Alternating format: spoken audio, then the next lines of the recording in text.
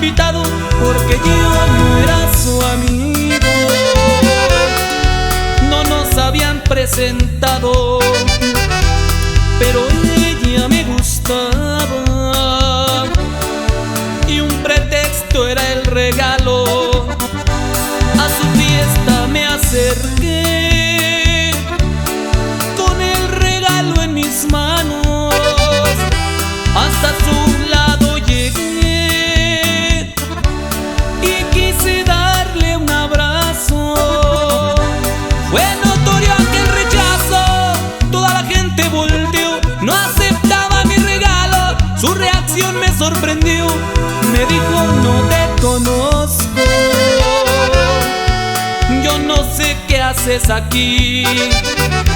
Invité a puros amigos, ¿y a ti quién te hizo venir?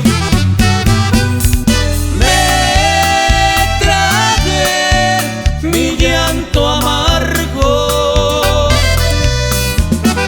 me marché con mi regalo. Y así es como fue, en la esquina, en un bote de basura, mi regalo tiré.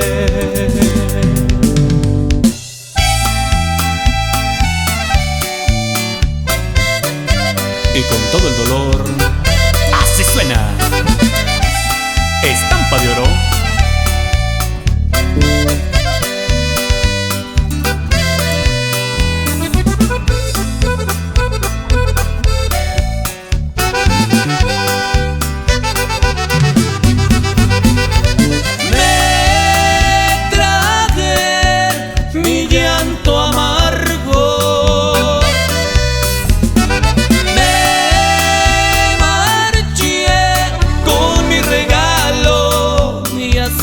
Como fue, en la esquina, en un bote de basura, mi regalo tiré.